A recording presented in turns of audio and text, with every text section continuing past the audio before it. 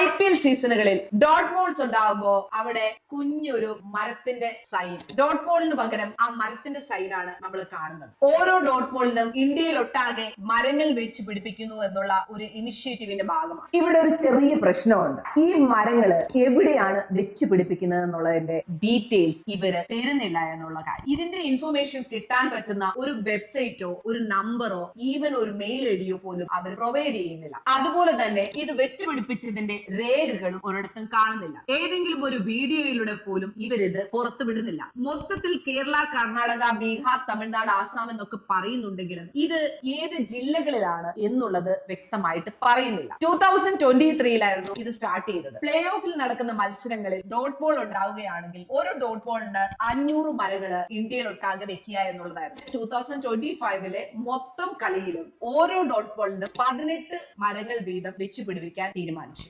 2024 അവർ വിട്ട ഒരു പോസ്റ്റ് മാത്രമാണ് അവർക്ക് ക്ലെയിം ചെയ്യാനുള്ളത്. 4 ലക്ഷം മരങ്ങൾ വെച്ചു എന്ന് പറഞ്ഞായിരുന്നു ആ പോസ്റ്റ്. അത് എവിടെ വെച്ചു എന്ന് അവര് പുറത്തു വിട്ടിട്ടില്ല.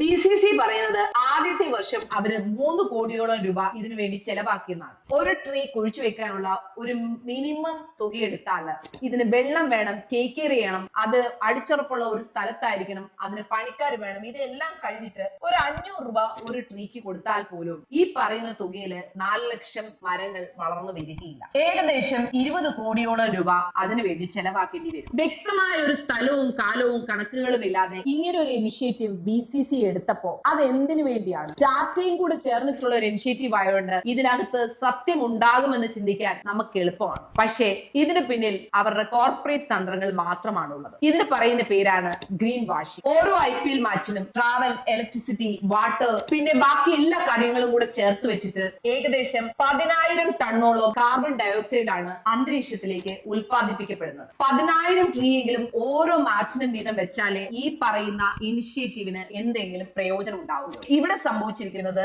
ഗ്രീൻ വാഷിംഗ് തന്നെയാണ്. ഗ്രീൻ വാഷിംഗ് എന്ന് പറഞ്ഞു കഴിഞ്ഞാൽ ഒരു കമ്പനി തങ്ങളുടെ പ്രോഡക്റ്റിന് വേണ്ടി അല്ലെങ്കിൽ പ്രോഡക്റ്റിന്റെ പ്രൊമോഷന് വേണ്ടി അത് പാരിസ്ഥിതിക ദോഷങ്ങളൊന്നും ഉണ്ടാക്കുന്നതല്ല, അതുപോലെ തന്നെ അത് പാരിസ്ഥിതിക ഗുണകരമാകുന്നതാണ് എന്ന് കാണിക്കാൻ വേണ്ടി ഉപയോഗിക്കുന്ന ഒരു തന്ത്രത്തെയാണ് ഗ്രീൻ വാഷിംഗ് എന്ന് പറയുന്നത്. അതിന് കുറച്ച് ഉദാഹരണങ്ങൾ ഞാനിവിടെ പറയാം. നാച്ചുറൽ, ഗ്രീൻ, എക്കോ എന്നൊക്കെയുള്ള കാര്യങ്ങൾ സർട്ടിഫിക്കേഷൻ ഇല്ലാതെ പാക്കറ്റിന്റെ പുറത്ത് കൊടുക്കുന്നതും ഈ ഗ്രീൻ വാഷിംഗിന്റെ ഭാഗമാണ്. വീണ്ടും ഒരു എക്സാമ്പിൾ പറയുവാണെങ്കിൽ ചെറിയൊരു കാര്യം കാണിച്ചിട്ട് ബാക്കിയുള്ള ചീത്ത വശങ്ങളൊക്കെ മുക്കി താഴ്ത്തുന്ന സംഭവവും ഈ ഗ്രീൻ വാഷിംഗിൽ പെടുന്നത് തന്നെയാണ്. ഏകദേശം ഈ രീതിയാണ് BCCI ഇവിടെ ഉപയോഗിച്ചിരിക്കുന്നത്. അവരുണ്ടാക്കുന്ന പൊല്യൂഷന് തിരിച്ച് പ്രകൃതിക്ക് അവർ ഗുണം ചെയ്യുന്നു എന്ന് പറഞ്ഞിട്ട് ഈ മരം വെക്കൽ ഇനിഷ്യേറ്റീവ് ഏറ്റെടുത്തിരിക്കുന്നത്.